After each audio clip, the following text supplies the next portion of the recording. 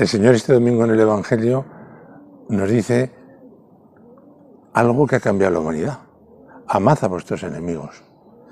El único que lo puede hacer es Dios, que murió en la cruz perdonando por ellos, rezando por ellos y perdonándoles.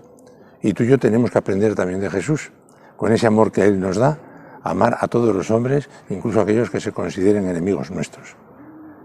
Sed misericordiosos como vuestro Padre Celestial es misericordioso.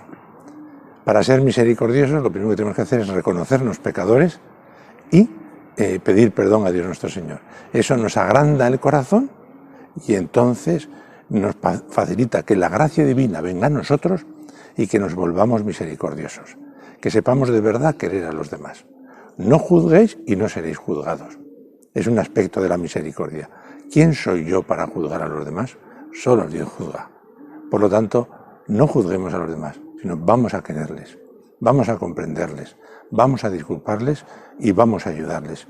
Pero lejos de nosotros, la crítica, la murmuración, no somos quienes para juzgar, sino somos personas indicadas para querer, para comprender y para disculpar.